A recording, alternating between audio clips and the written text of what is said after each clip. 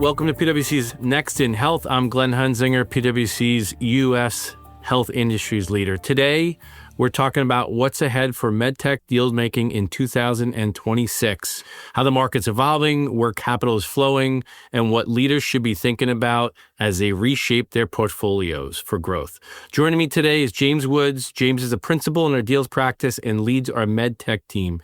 James and his team have just released our latest medtech deals outlook, offering a grounded view of the trends, pressures, and opportunities shaping medtech. James, thanks for being here. Glenn, thanks for having me. Great to be back on the podcast. James, great report, really pointed. Good to see that a lot of the trends will continue and likely accelerate, but let's get right to it. 2026, what do you expect? What do you think is going to happen? Let's just summarize it for everybody. Yeah, so we are pretty bullish about the forecast for M&A activity in 2026. In contrast to what we saw in 2025, where there was the highest deal values in over a decade, but deal volume lagged historical norms, we expect buyers to return to the market in the upcoming year. We expect buyers will continue to be selective, but the catalysts for deal activity are very strong. Medtech companies have ready access to capital, both through their balance sheets, through strong cash flow and access to the capital markets. There's strong demand amongst investors for growth. And there's a wave of technological innovation coming that we think will spur continued investment into the sector. M&A has always been a priority use of capital for medtech companies and is really part of their R&D engine. And we think that that will spur further portfolio moves as companies look for those growth avenues in the future.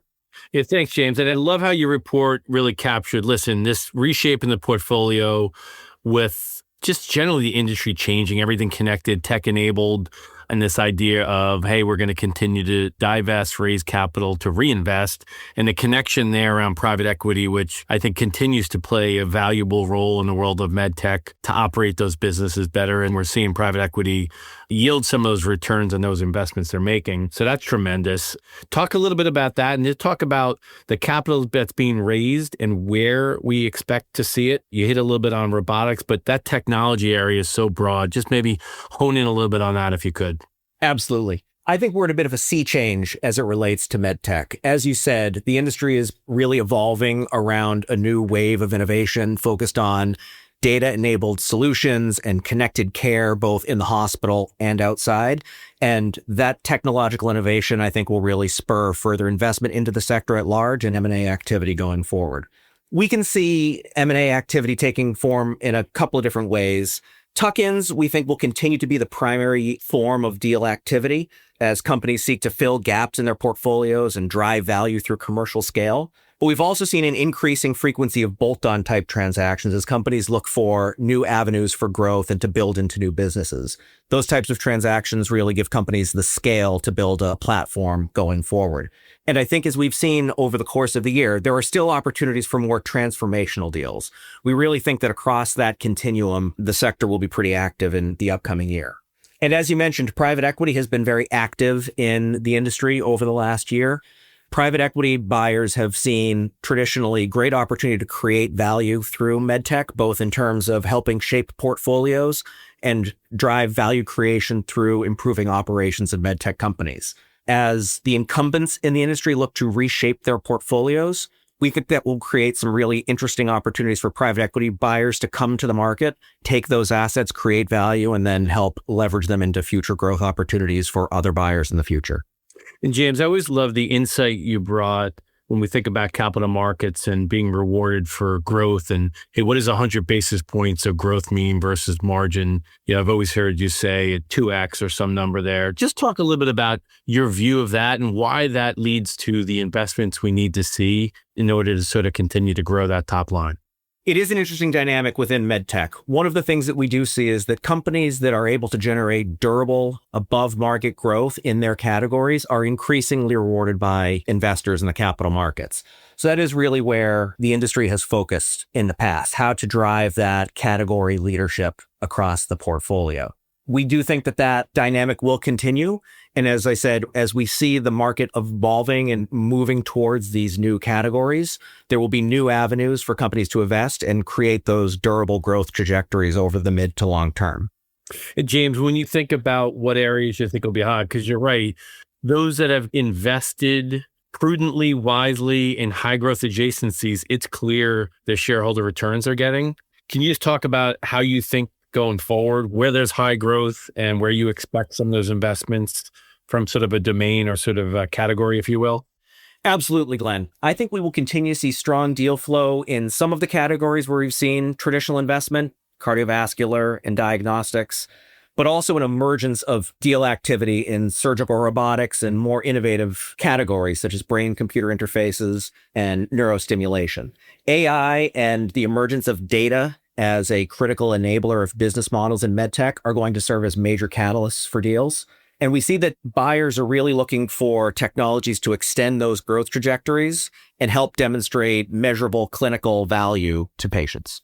Hey, James, we've been to a lot of clients, conferences and otherwise, and there's some interesting headwinds that we continue to hear about around funding and certainly reimbursement. Let's talk a little bit about that and just how to think about that as an investor and what it means for deals.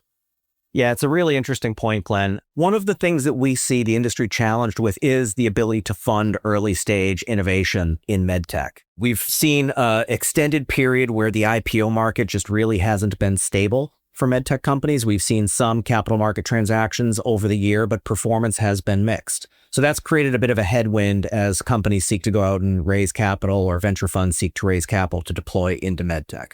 So what we're seeing is an emergence of more innovative deal structures, opportunities for non-traditional sources of capital to come to the table, or for corporate participants in the industry, for the strategic buyers in the industry, to invest in earlier stage transactions through build to buy or option type deals.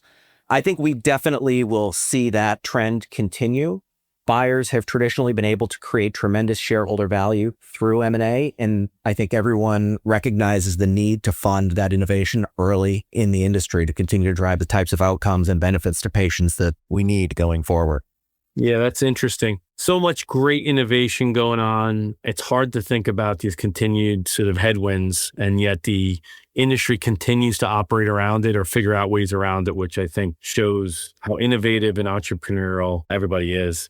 So James, like your passion for this and the amount of time you spend thinking about med tech and thinking about unique areas, maybe just leave the audience here with what's the one or a couple of interesting things maybe to keep an eye on when you think about 2026. And you can go any way you want with this one, but what do you want the listeners to sort of think about what's inside the heads of James Woods here? Well, Glenn, I think one of the things that's most exciting in the industry is the maturity of surgical robotics. We've seen a wave of clinical advancements in that space over the last couple of months, and I think we will continue to see buyers coming into that space with greater intention. The capacity for surgical robotics to unlock clinical benefit, as well as alleviate some of the pressures on our broader health system around clinician capacity and operational efficiency in the hospital, can really help revolutionize and address some of those big system challenges that we've been talking about over the last year.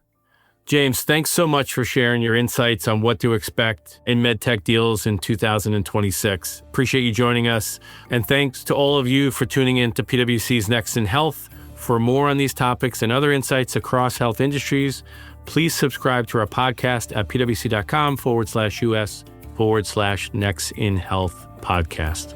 Until next time, this has been Next in Health.